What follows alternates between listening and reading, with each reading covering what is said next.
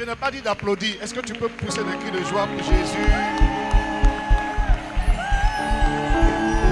Alléluia. Gloire à Dieu. Gloire à Dieu. On va ensemble prier le Seigneur pour la parole. On va ensemble élever la voix. Invoquer la grâce de Dieu. Que Dieu vienne parler à nos cœurs. Prions sur notre Dieu. Merci Seigneur Jésus pour ces instants. Nous prions que tu viennes conduire ce moment, que tu viennes nous parler, que tu viennes nous instruire, que tu viennes nous enseigner tes voies. Père, nous sommes rassemblés en ce lieu et nous voulons que tu nous parles, nous voulons que tu nous parles. Merci Seigneur Jésus. Merci Dieu des cieux. Béni sois-tu, Père, au nom de Jésus, au nom de Jésus. Élevé, tu es élevé, Dieu très haut, tu es élevé, élevé, élevé, tu es Dieu très haut, tu es élevé,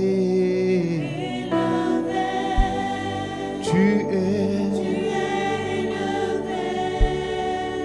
élevé, très haut, tu es élevé, adoré.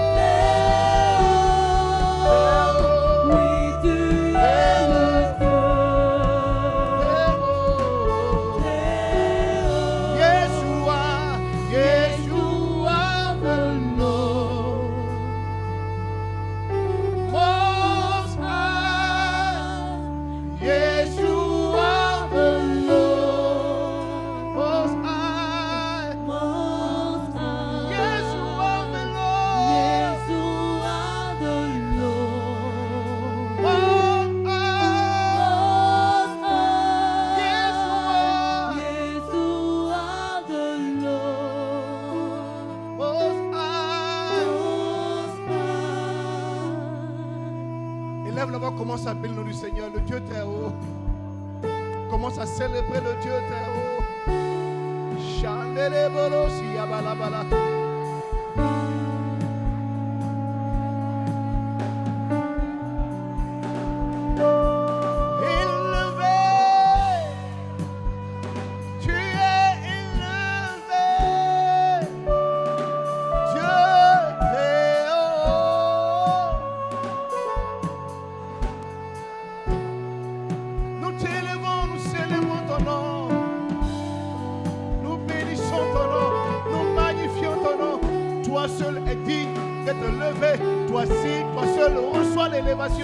Reçois l'élévation. Mayandele bolo shayabala. Élevé. Tu es élevé. Dieu très haut.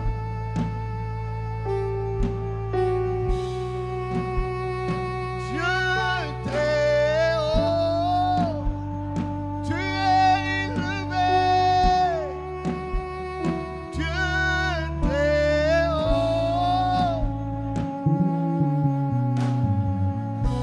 Est-ce que tu peux acclamer le nom de Jésus? Est-ce que tu peux acclamer, pousser des cris de joie?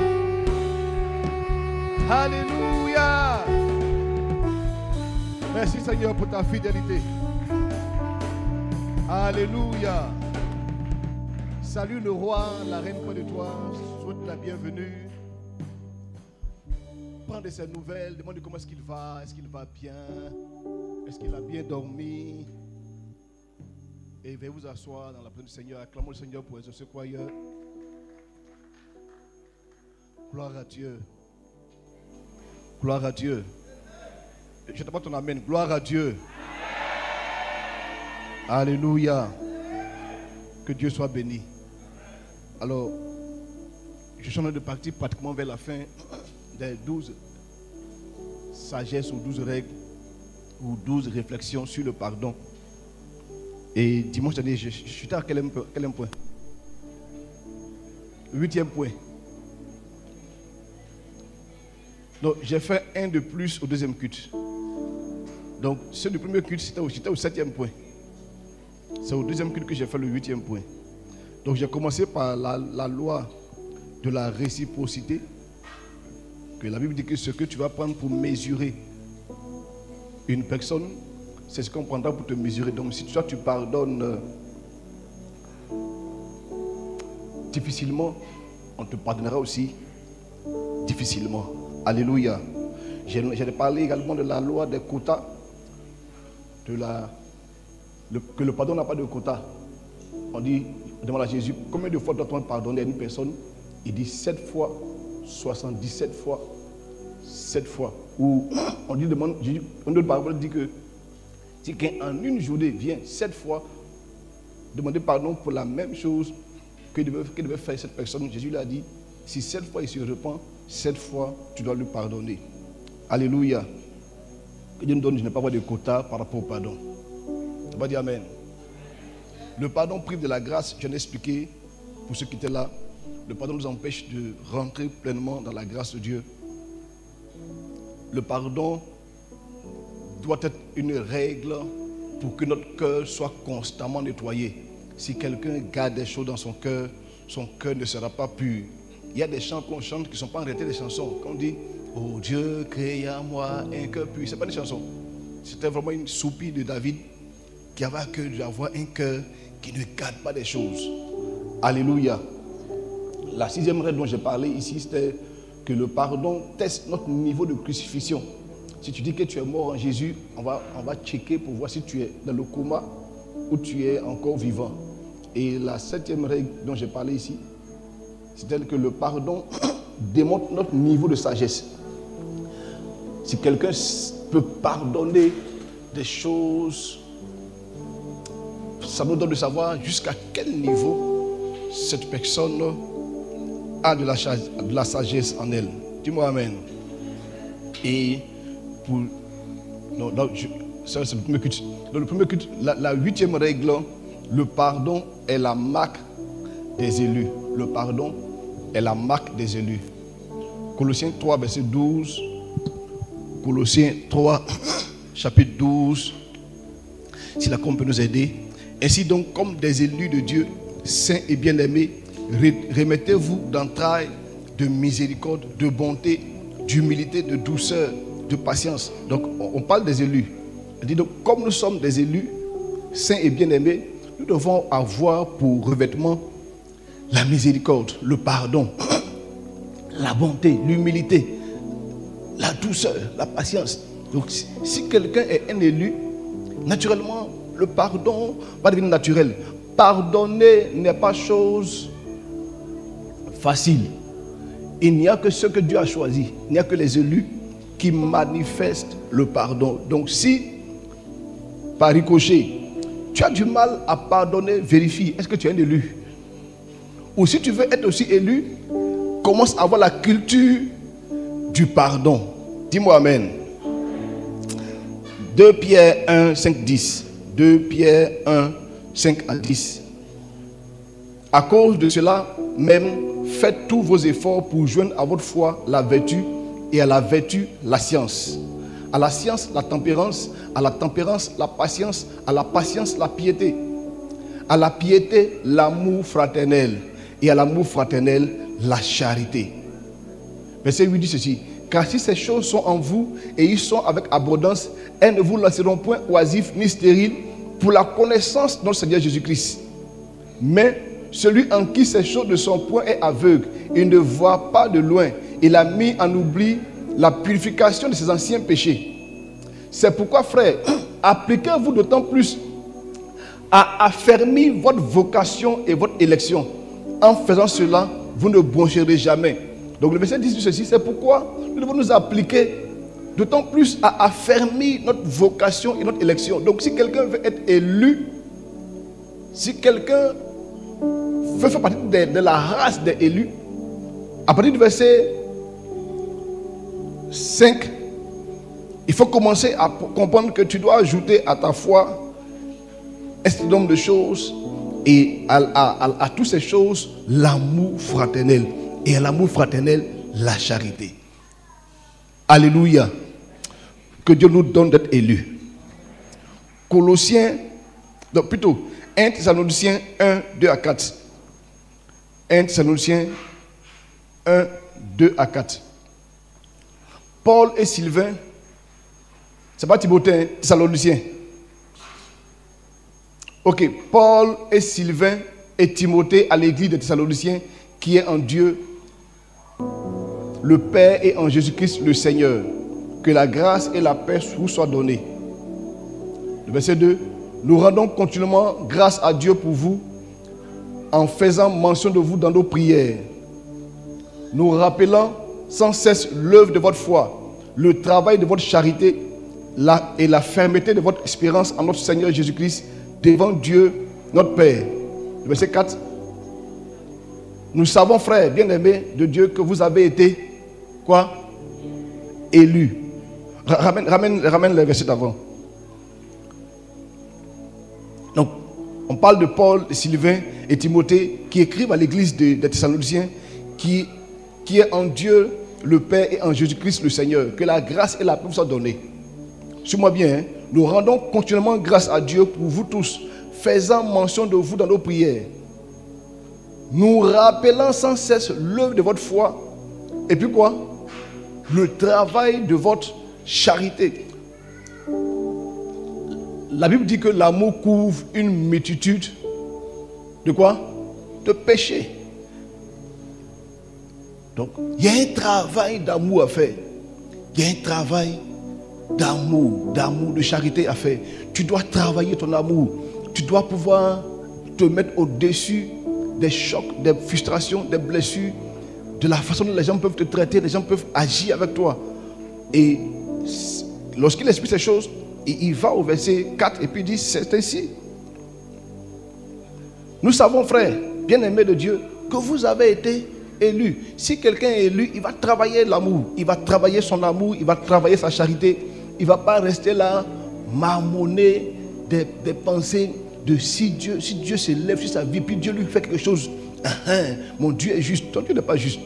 Il faut pas qu'on ait des pensées démoniaques, diaboliques, qui ont tendance à voir des gens qui nous ont fait du mal, payer les choses, et puis on est content pour dire, il ne dort pas, il ne dort pas. Si quelqu'un t'a fait du mal, toi fais-lui du bien. Dis-moi amen.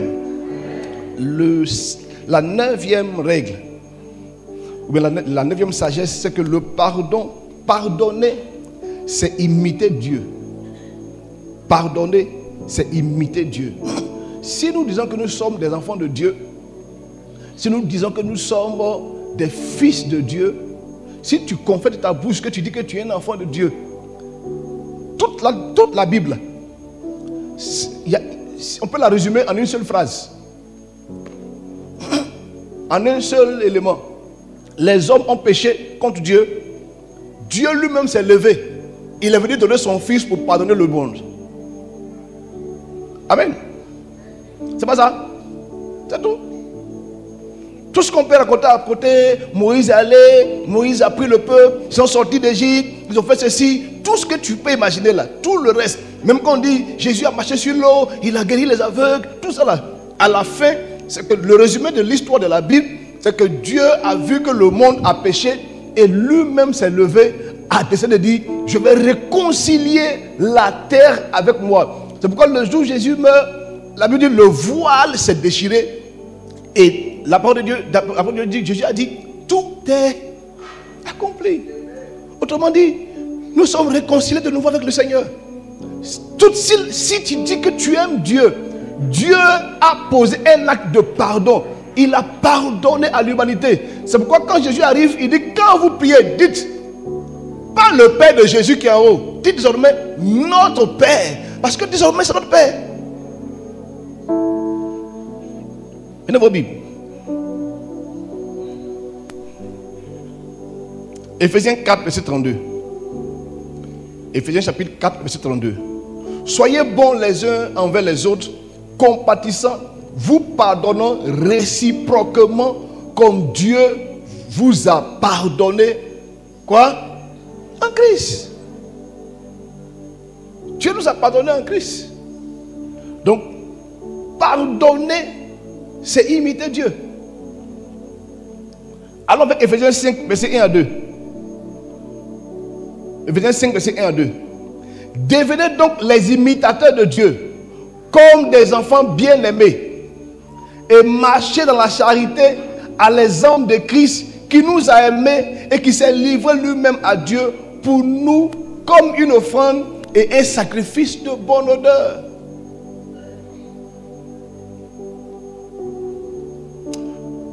Que Dieu te donne d'imiter Dieu. Colossiens 3, 13. Colossiens 3, verset 13.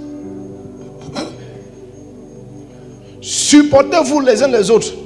Et s'il est assuré de se plaindre de l'autre, pardonnez-vous réciproquement. De même que Christ vous a pardonné, pardonnez-vous aussi. Donc, pardonner, c'est imiter le Seigneur, c'est imiter Dieu. Si quelqu'un a tendance à garder des choses dans son cœur, il n'est pas en train d'imiter Dieu. Il imite son voisin. Donc, tu es l'enfant du voisin. C'est un message que je prêche quand je pars en campagne. L'enfant du voisin. Donc, si tu as une fois entendu le message, tu comprends que le voisin sait qui c'est. Alléluia. Pardonnez-vous réciproquement. De même que Christ vous a pardonné, pardonnez-vous réciproquement. Vous savez, lorsque j'étais sur la croix, je vous l'ai dit ici, lorsque je commençais ce message, je vous l'ai dit que sur la croix, personne n'a demandé pardon à Jésus. Les gens même se moquaient de lui pour dire, tu es fils de Dieu, donc descends sur la croix, on va voir. Tu as pas dit que tu es fils de Dieu, descends, on va voir. Lui-même s'est levé et dit, Père, pardonne-leur, car ils ne savent pas ce qu'ils font. Que tu te donnes d'imiter Dieu au nom de Jésus. La 10e règle, ou la 10e sagesse, c'est que le pardon nous livre. Le manque de pardon nous livre au tourment. Le manque de pardon nous livre au tourment. Sérieusement, je me demande comment les gens font pour garder des choses dans leur cœur pendant 2 semaines, 3 semaines, et puis ils sont peinards, tranquilles. C'est-à-dire qu'il est rempli de rancœur dans son cœur. Mais il vient à l'église. Et puis quand on dit adorons, lui aussi chante Dieu très haut. Mais puis il pleure même dessus. Non, vous êtes fort, hein? Et je m'assois, je me demande comment quelqu'un peut faire ça? Il faut avoir un don spécial pour pouvoir faire ça. Porte la Bible. Genèse 4, 6, 7. Et l'Éternel dit à Caïn, pourquoi es-tu irrité? Et pourquoi ton visage est-il abattu? Donc regardez, c'est-à-dire que ça c'était juste parce que son frère a été pris, son frère a été, comment on dit ça? Dieu a approuvé l'offrande de Caïn, d'Abel, et Dieu a rejeté l'offrande de Caïn. Juste parce que Dieu a approuvé l'offrande d'Abel et qu'il a rejeté le tien. La Bible dit, l'Éternel dit à Caïn, pourquoi es-tu irrité et pourquoi ton visage est-il abattu? Certainement, si tu agis bien, tu relèveras ton visage. Et si tu agis mal, le péché se couche à ta porte et ses désirs se portent vers toi. Mais toi, domine sur lui. Donc j'imagine Caïn assis quelque part, comme toi, hein. Il marche dans la rue puis pas lui seul. Ce que je vais montrer pour mon petit frère là. C'est lui que Dieu aime, non? Ce que je vais lui montrer, il va voir. Regarde comment tu pars dans la rue toi seul comme ça. Quand quelqu'un manque de pardon, à un moment donné, son visage se froisse. Son visage n'est même plus gai. On dit, pourquoi es-tu irrité et pourquoi as-tu le visage abattu? À chaque fois que quelqu'un t'a fait du mal, à chaque fois que tu penseras à la chose, tu n'auras pas la joie. Tu n'auras pas la joie. Tu vas sentir une tristesse. Tu vas dire, il m'a eu c'est à moi il a fait ça. Tu vas prendre un peu de mouchoir et sur les larmes. Que Dieu te délivre du pardon au nom de Jésus. Et tu vois que tu es livré au tourment. Parce que constamment tu penses à ça et tu as mal au cœur. Constamment tu aurais un moment. C'est-à-dire que même, il va dire souvent, c'est inconsciemment, hein. La personne arrive à l'église. Si on dit Dagobert, à un moment donné, s'il se rappelle de ce Dagobert qui lui a fait quelque chose, il dit non, les hommes sont mauvais. Les hommes. Si elle dansait ici, et puis elle a vu un visage qui ressemble au gars, elle est énervée. Il y a un tourment qui est là, qui ne dit pas son nom. C'est-à-dire que tu n'as même pas la paix. Tu n'es même pas à l'aise. C'est-à-dire que c'est la même chose quand quelqu'un doit à quelqu'un. Si tu dois à quelqu'un, il y a des zones où tu ne passes pas. Donc tu es au courant, non? C'est-à-dire que si tu veux traverser le commerce comme ça là, tu vois, est-ce qu'il est là-bas? Il n'est pas là aujourd'hui. Bon, il m'en va. Si tu vois quelqu'un qui a sa silhouette, tu dis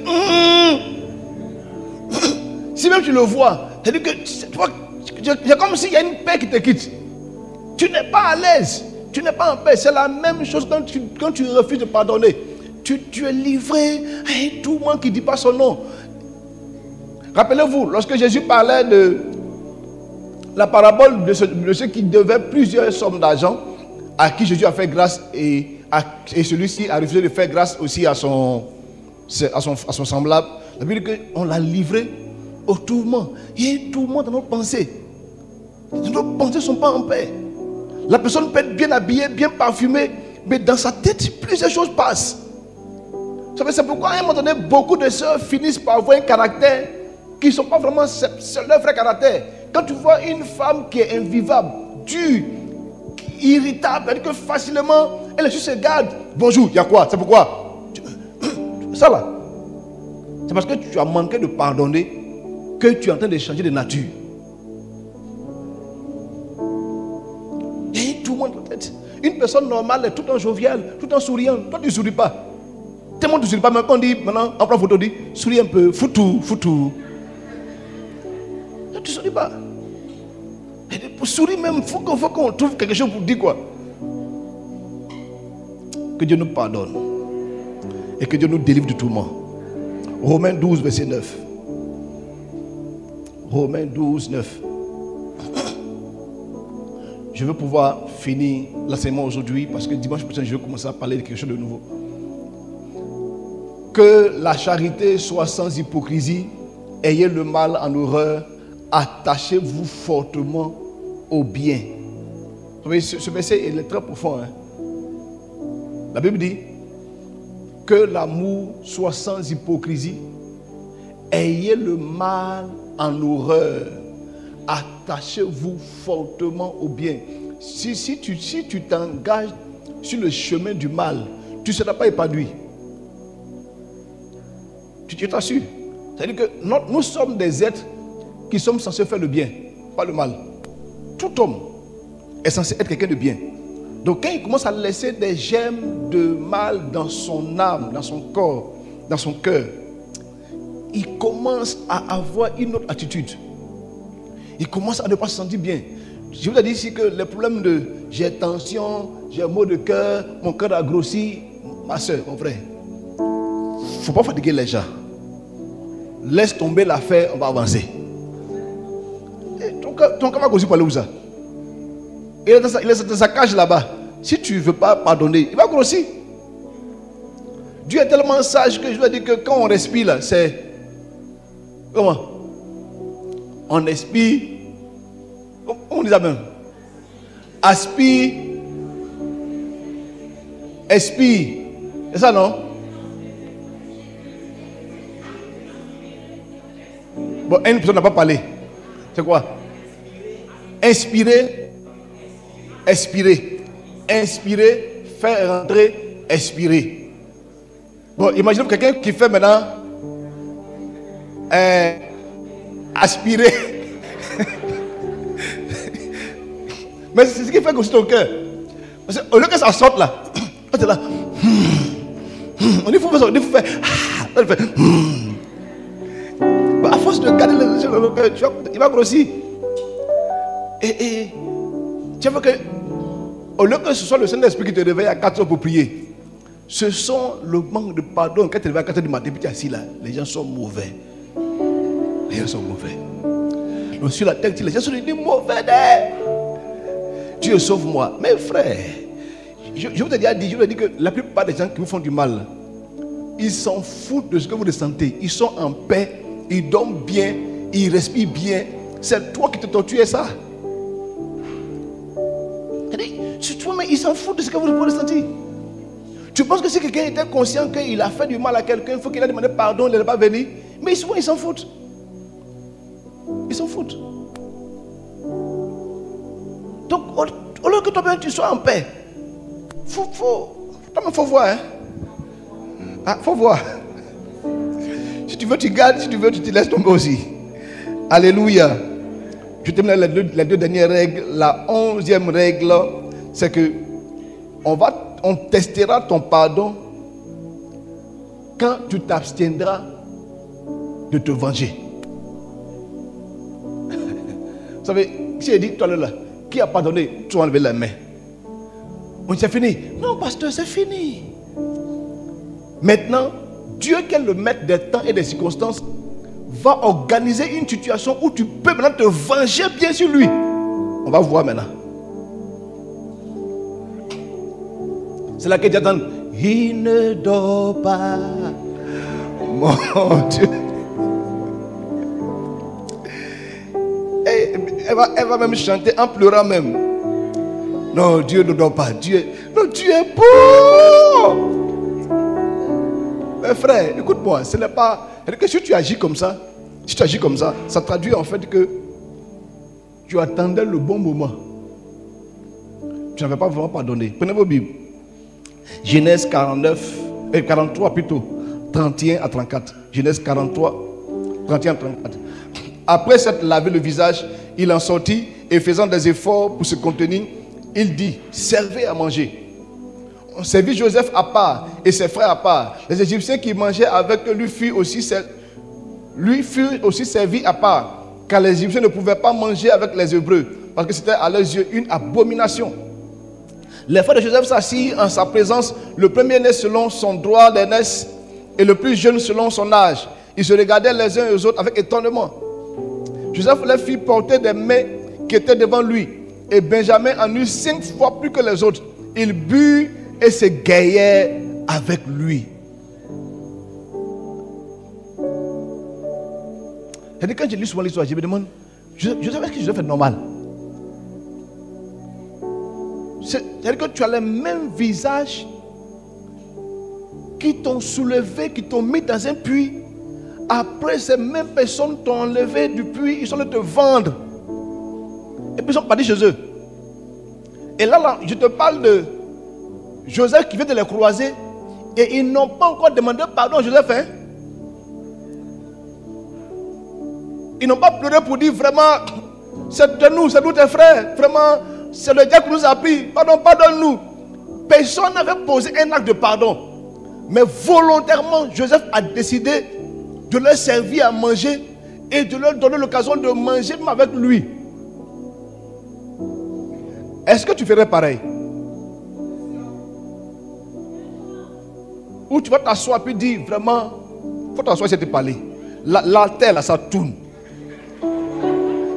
Quand ton papa nous faisait du mal là, il pensait qu'on n'allait pas réussir un jour. C'est ça, non? Aujourd'hui, c'est nous on t'a levé. Ton papa est mort. Accepte-moi essayer de parler.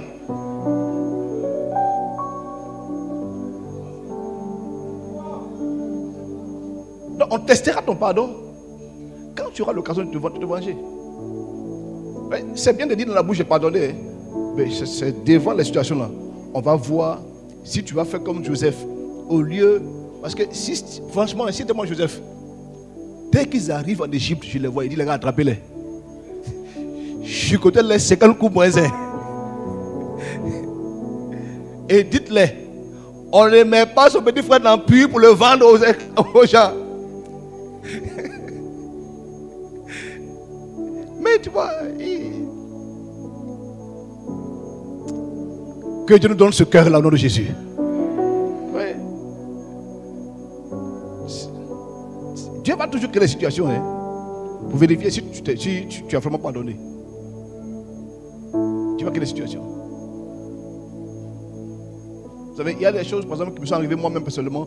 Je me suis rendu compte que on dirait que c'est vrai que j'ai pardonné. Mais là, c'est vraiment passé il y a un peu longtemps. C'est-à-dire que je voulais dire que je croisais mes parents biologiques quand ma femme était enceinte de mon premier enfant. Donc je croise mes parents biologiques, je suis avec eux.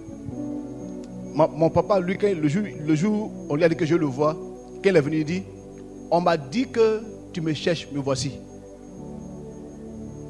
J'ai dit, ok, je t'ai vu. Bon, moi, je ne parle pas baoulé, je parle abidji. Eux, ils parlent baoulé.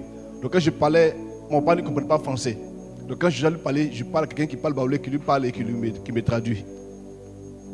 Donc, ma maman, bon, elle parle français. Donc, on s'est vu. Elle est venue chez moi. Elle arrive chez moi. Le lendemain, elle se lève. Elle veut agir comme quelqu'un qui a un droit, quoi. Elle veut me parler d'une manière. J'ai dit, hey, calme-toi, hein. Après, je me suis assis et dit, mais c'est ta maman. C'est-à-dire que, parce que d'abord, quand je suis arrivé chez eux, je leur ai dit, je suis venu vous connaître parce que j'ai besoin de connaître d'où je viens, mon histoire. Mais ensuite, aujourd'hui, je suis comme un enfant abidji. Et vous êtes devenu comme mes parents adoptifs. Donc, ça va prendre le temps que je vous connaisse. Donc, quand elle a commencé à vouloir agir comme une mère, c'est-à-dire avoir des droits, je lui ai dit, tu te calmes doucement.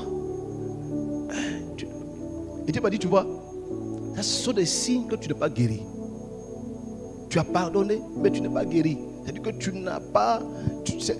si tu dis que tu as pardonné, c'est ta mère. Elle a droit à te réclamer des choses. Les amis, il faut que vous passiez d'étape. Après avoir libéré vos cœurs, acceptez que Dieu envoie des situations pour vérifier si vraiment vous avez passé l'étape. Dis-moi amen. On va aller rapidement. La 12e et dernière règle. Et c'est la règle que j'ai mis à la fin parce que c'est de là que tous les autres vont venir après. Après, il y a encore beaucoup de règles, donc je peux parler, mais j'ai mis la dernière règle. C'est que après le pardon, si tu as vraiment pardonné, après le pardon, il faut ce qu'on appelle la réparation. Il faut la réparation. Prenez vos Bibles. Luc 19, verset 8. Mais Zachée se tenant devant le Seigneur lui dit: Voici Seigneur, je donne aux pauvres la moitié de mes biens. Si j'ai fait tort de quelque chose à quelqu'un, je lui rends le quadruple. Écoutez-moi. Quand je parle du pardon, je parle de deux sens. Je parle du fait que quelqu'un t'ait fait du mal, que ce soit volontaire ou pas. Et je parle du fait aussi que toi-même aussi, tu as fait du mal à quelqu'un d'autre. Dis-moi amen. La réparation consiste en ceci. Pour celui qui sait qu'il a fait du mal à quelqu'un, pendant que je viens de parler, s'il te plaît, après ce culte, va vers la personne et demande-lui pardon. Demande-lui pardon. Un jour, je parlais avec une soeur et elle me disait que leur maman est décédée. Et quand leur maman décédait, leur maman avait laissé à peu près 30 ou 40 millions comme ça. Et elle était encore plus jeune. Et sa grande soeur a pris l'argent et lui a dit: comme nous sommes deux, tu as 20 millions, j'ai 20 millions. Mais tu es encore toute jeune, je garderai tes 20 millions. Et quand tu vas grandir un peu, je te donne tes 20 millions. Ok, la grande soeur. La soeur dit, elle a même trop grandi. Elle demande à sa grande soeur: où sont mes 20 millions? Quand tu as dormi chez moi ici, peut-être tu es mon courant là. 20 millions là, ça peut payer courant.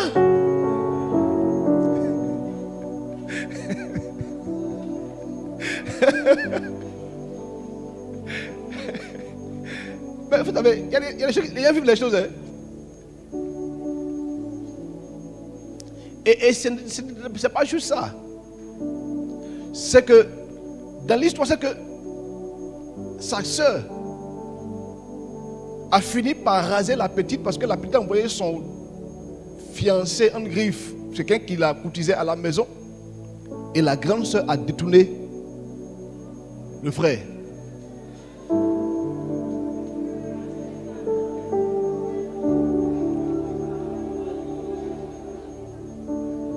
Elle lui a pris son argent. Elle lui a pris son amant. Donc quand je parlais avec elle, j'ai eu l'occasion de parler les deux. Je parle avec la petite soeur, je lui ai dit: tu vois, à supposer même que tout ce que tu expliques est vrai, je suis convaincu que ça c'est le diable qui a permis que ces choses se passent pour que tu ne puisses jamais réussir de ta vie. Parce qu'en fait, tant que tu vas rester amer, la grâce sur ta vie va diminuer, tu n'auras pas loin. Et la preuve c'est que dans la vie active, sa grande soeur est beaucoup allée plus loin qu'elle. Sa grande soeur évolue très bien. Tu vois? Et j'ai dit à sa grande soeur, je lui ai dit: tu vois, la Bible dit ceci, que si les fondements sont renversés, on n'a pas dit le méchant, on dit le juste lui-même, qu'est-ce qu'il peut faire? Que ce que je te demande, ce n'est pas que tu puisses m'avouer que ce que ta petite soeur a dit est vrai ou faux. Mais si dans ton cœur tu sens que ce qu'elle est en train de dire est vrai, il faut qu'il y ait réparation. Il faut qu'il y ait réparation. Premièrement, demande-lui pardon pour le fait que tu as voulu prendre son argent. Mais ensuite, redonne-lui entièrement son argent. Les amis, si vous pensez que vous avez fait du mal à quelqu'un, allez vers lui, réparez votre tort. Souvent les gens disent: non, j'ai laissé tomber, c'est fini, mon frère, va demander pardon. Va demander pardon. Luc 3, 8 à 13. Luc 3, 8 à 13. C'est pourquoi il faut voir toujours sa Bible. La com a mal à l'oreille. Luc 3, c'est pas Luc 8 à 13. Ok, merci. La Bible dit, produisez donc des fruits dignes de la repentance. Donc s'il y a repentance, il doit y avoir des fruits. Et ne vous mettez pas à dire en vous-même, nous avons Abraham pour père. Car je vous déclare que de ces pierres, Dieu peut susciter des enfants à Abraham. Déjà même la cognée est mise à la racine des arbres. Tout arbre donc qui ne produit pas de bons fruits sera coupé et jeté au feu. La foule l'interrogeait, disant, que devons-nous faire? Il a répondu, que celui qui a 2 tuniques partage avec celui qui n'en a pas, qui n'a point. Que celui qui a de quoi manger agisse de même. Il vint aussi des publicains pour être baptisés. Il lui dit, maître, que devons-nous faire? Il a répondu, n'exigez rien au-delà de ce que vous avez, qui vous a été ordonné. Des soldats aussi lui demandèrent, et nous, que devons-nous faire? Il a répondu, ne commettez ni extorsion ni fraude envers personne et contentez-vous de votre solde. Vous connaissez combien?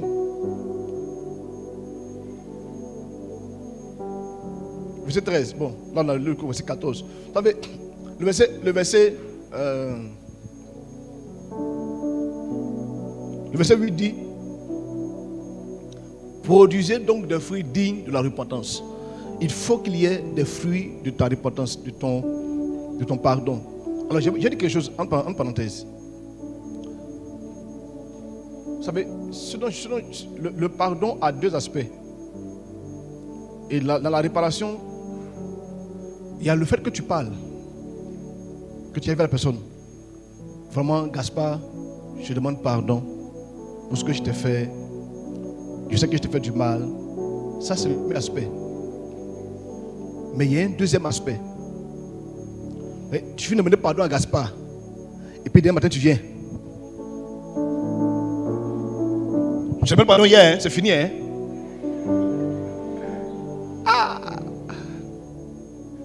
Il faut qu'on voit au moins que vraiment tu regrettes ton acte.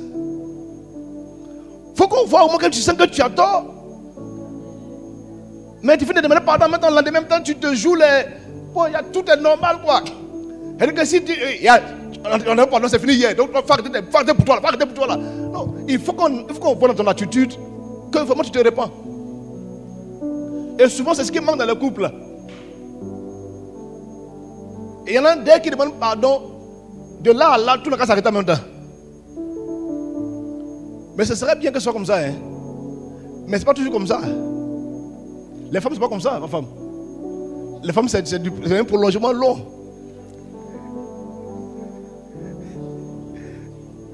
Et voilà, les femmes, elles regardent l'attitude qui va suivre. Mais l'homme aussi a une attitude qui ne dit pas son nom. Je dis qu'il fait la parenthèse. Hein? Les femmes, écoutez. Si ton mari a fait quelque chose qu'il a eu tort, le fait qu'il rentre à la maison et puis qu'il a envie de causer beaucoup là, c'est un signe il se répand quoi. Mais c'est un code. Et le monsieur il ne cause pas comme ça, mais deux jours là, j'ai dit, qu'est-ce que c'est là? La soeur Jeannette même, ma soeur, elle te dit que, je reconnais que j'ai eu tort quoi. Mais il y a des non-dits dans les non-dits. Tu vois? Ou bien, tu arrives à la maison nette, tu vois le monsieur dans la cuisine, il dit, j'ai dit, il faut te reposer un peu, j'ai la même assez d'aujourd'hui. Il te dit que, ma soeur, je reconnais. Mais il y a des petits signes qui montrent que... Mais elle, c'est pas ça, c'est-à-dire qu'il faut que tu fasses comme ça. Là, on sait que vraiment... Mais un homme rempli de son orgueil, il peut pas faire ça, hein? La seule façon d'avoir l'homme, c'est que la nuit, si tu dis non, il dit chérie, pardon, tu sais.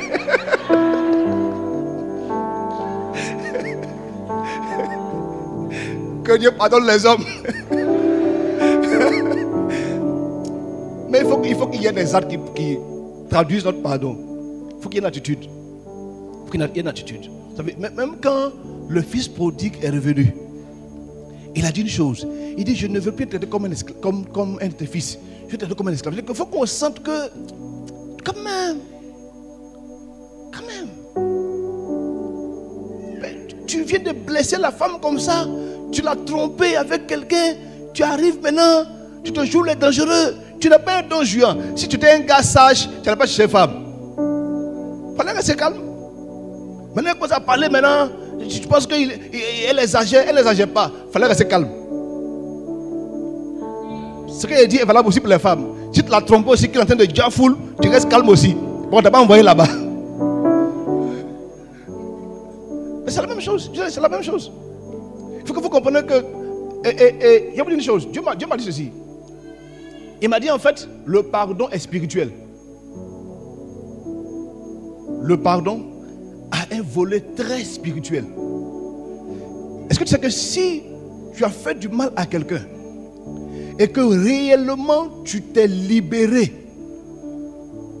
que réellement tu as reconnu ton tort, Dieu va incliner le cœur de l'autre personne pour qu'il puisse te pardonner. Mais si dans ta bouche tu as dit pardon sans que ton cœur ne comprenne que c'était vraiment quelque chose que tu as mal fait, le cœur de l'autre sera toujours endurci. Il y a des gens par exemple qui trompent les femmes ou bien les femmes qui trompent les maris et puis ils viennent demander pardon. Mais le gars il est devenu plus prudent, c'est-à-dire qu'il cherche femme maintenant prudemment. Tu sens que le gars là, si avant, c'est quand il sort, qu'il cherche femme, maintenant il ne sort plus. Mais quand il fait 2 minutes là, il a fini de faire, puis il vient s'asseoir. Bon, même si pendant la femme là, tu sais que son cœur est toujours endurci. Parce qu'en fait, tu n'es pas de bandit. Tu es devenu plus sage. Tu es devenu plus prudent. Donc si tu vois que quelqu'un à qui tu as demandé pardon a toujours cette chose, interroge-toi toi-même. Est-ce que vraiment tu étais sincère? Que Dieu nous aide. Genèse 43, verset 32. Je termine avec ça. Genèse 43, verset 32. Je peux avoir 43, 32 s'il vous plaît. On servit Joseph à part et ses frères à part. Les Égyptiens qui mangeaient avec lui. C'est ce qu'on a lu tout à l'heure. Hein. Je dis que Joseph a décidé de manger avec ses frères. Il a même fait des offrandes. Alors je me dis ceci. Je lui ai dit qu'il y a 2 pardons. Il y a 2 types de pardon. Il y a le pardon qui vient du fait que ton bourreau reconnaît son tort et te demande pardon. Et il y a le deuxième pardon qui est réservé qu'aux enfants de Dieu. Parce que ce pardon-là, un païen ne peut pas faire ça. Où ton bourreau ne reconnaît rien et tu dis, je te pardonne. Il n'y a que Jésus qui l'a fait. Sur la croix, je lui ai dit que personne n'a demandé pardon à Jésus. Lui me l'a dit, Père, pardonne-leur. Si tu veux avoir la paix du cœur, n'attends pas que quelqu'un forcément vienne te demander pardon.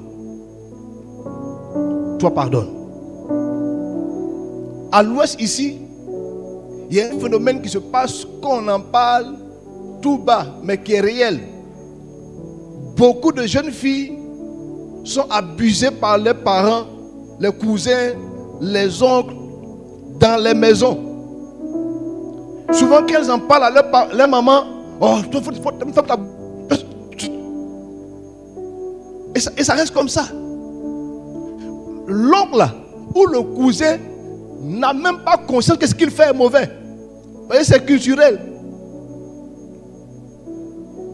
J'étais encore assis ici quand j'ai vu un monsieur battre sa belle-sœur, c'est-à-dire que la soeur de sa femme, c'est ça, sa belle-sœur, l'a battue quand l'a blessée. Je ne dirai pas beaucoup de détails parce que c'est des gens qui étaient. Je ne vais pas donner de détails. La balle quand l'a blessée. Ma maman est partie là-bas avec parce que mon grand-père avait 3 femmes. Les 2 femmes sont parties là-bas pour aller demander qu'est-ce qui se passe. Et qu'est-ce qu'il m'a dit? Que lui veut coucher avec sa belle-sœur, refuse.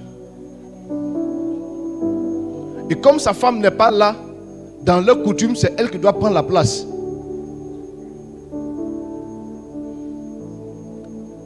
Et quand sa femme est venue, il n'y a jamais eu d'histoire. Jamais. Écoutez, des fois, tu n'as pas besoin que quelqu'un vienne te demander pardon. Toi-même pardonne. Toi-même libère ton cœur. Et dans ce cas-là, si ton brode ne reconnaît pas, fais-lui une offrande, fais-lui un cadeau. C'est-à-dire, montre-lui que tu n'es pas là. Dans la douleur, Jésus sur la croix, avec tout ce qu'on lui a donné comme injure, les railleries, il a pu dire à l'autre, il dit aujourd'hui même, toi et moi, on parle du royaume. C'est-à-dire que malgré ce que les hommes ont fait, il avait encore en lui une partie qui était toujours restée bon. Que Dieu nous donne de pardonner. Que Dieu nous donne de réparer nos torts. Si dans cette église, tu as fait du mal à quelqu'un, va lui demander pardon. Et puis écoute-moi, souvent là, les gens peuvent pas savoir qu'ils t'ont fait du tort. Toi aussi, il faut venir leur parler. Je me rends compte que le diable a un instrument qu'il prend pour détruire l'église et beaucoup même de familles. Il y a des choses que les gens font par inadvertance, sans faire exprès. Et comme tu n'as jamais osé dire que ce qu'il a fait était mauvais et que ça reste dans ton cœur, le diable prend puis il commence à goûter dans ta vie. Je donne un exemple très pratique. Si tout à l'heure là, je suis rentré en saluant une personne et puis à ton niveau je t'ai sauté, je vais te dire, le pasteur là, il n'aime pas ta tête. Cette phrase là, si tu l'acceptes, tu te rends compte qu'au jour le jour, il y a des actes que j'ai posés qui vont te convaincre que je n'aime pas ta tête. Oh, tu m'as fait quoi? Ne jouez pas avec des paroles. Si tu sens que quelque chose a fait mal, va vers le frère, dis, ah frère, ta parole là m'a blessé. Ne gardez pas des choses. Si vous gardez les choses, le diable va prendre pour amplifier, il va prendre pour modifier, il va prendre pour... Vous n'avez pas idée, le diable, il est assez puissant pour travestir toutes sortes de paroles et il peut concorder les circonstances.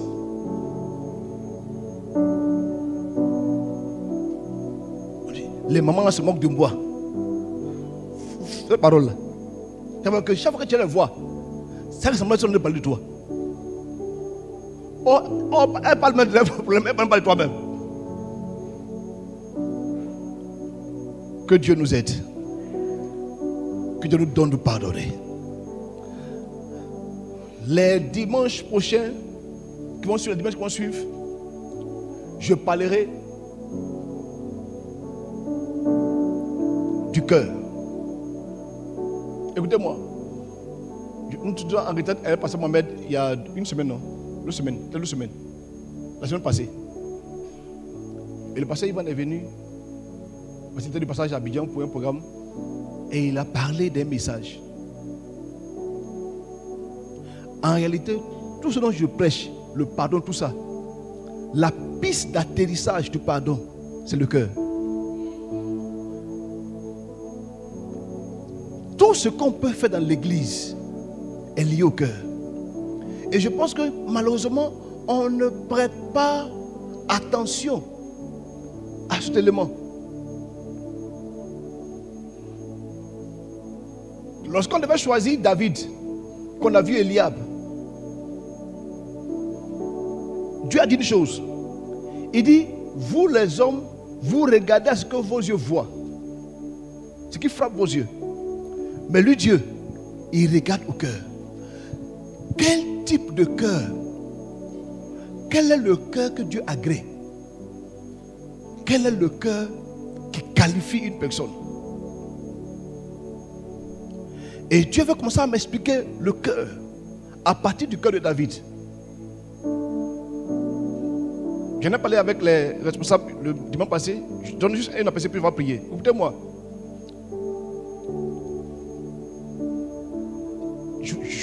J'expliquerai les choses sur plusieurs mois. Mais d'abord, je fais juste une parenthèse. Si parmi nous aussi, quelqu'un ne se sent pas vraiment aimé, ne se sent pas chéri, et puis son papa l'envoie quelque part, faire quelque chose, et puis il sent sa vie en danger, qu'est-ce qu'il va faire? Quelqu'un peut me répondre? Oui. Tu as fui, non? Hein? Si tu n'es pas aimé, pourquoi tu as sacrifié ta vie pour les gens qui ne t'aiment pas? Parce que tous les signes étaient clairs que David n'était pas aimé.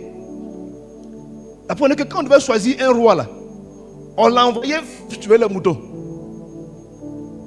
C'est son papa qui a dit, c'est vrai qui a dit, c'est tous les gens qui sont là. Il dit, ah, il y a un là, le mouton. Mais regardez David.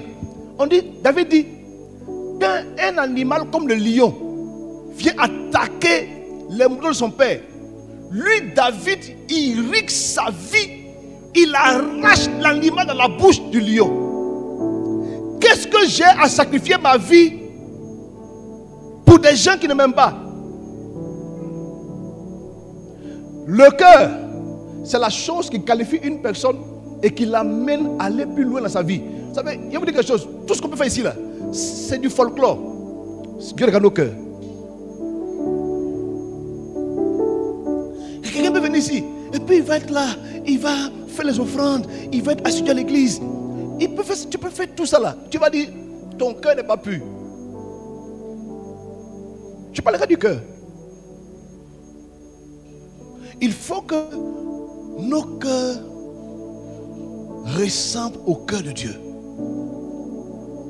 Je me rends compte qu'en fait, quand Dieu a dit, voici l'homme, David, l'homme selon mon cœur. C'était pas juste que David a fait des offrandes ou bien il a préparé la maison de Dieu. C'est pas ça. C'est-à-dire qu'il y avait un cœur qu'il avait. Et plus on avance, plus les hommes qui deviennent mauvais font qu'on ait un autre cœur. Mais ce n'est pas le cœur de Dieu. Corona a envoyé un autre cœur dans le monde. Aujourd'hui, si tu veux évangéliser, tu parles chez les gens pour évangéliser. Tu topes la porte, c'est qui? On n'est pas là, on est tous chrétiens ici, il faut partir. Mais parce que les gens sont devenus individualistes. J'ai été agressé il y a 2 semaines. Ils m'ont pris mon portable à moto. J'ai crié voleur, les gens, il est parti. Personne n'a mis quelque chose sur la route pour le bloquer. Les gens s'en foutent. Au-delà, si tu passes, les gens, on peut t'agresser là, puis on dit, allons-y, allons-y. C'est un cœur.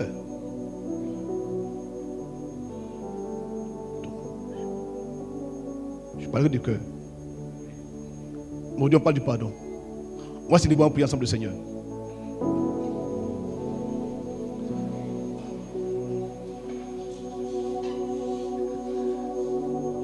Vous savez, le truc avec le cœur.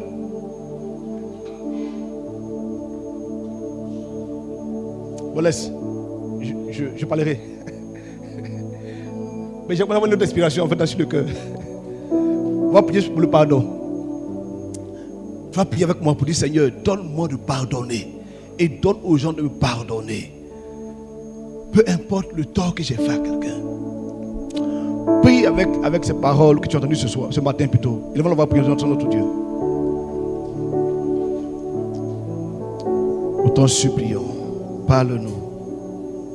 Renouvelle la moi un esprit bien disposé. Oh Dieu,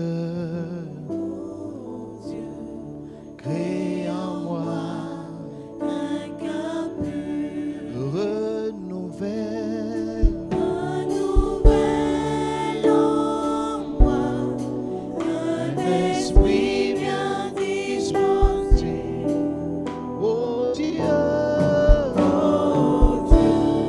crée en moi un cœur pur.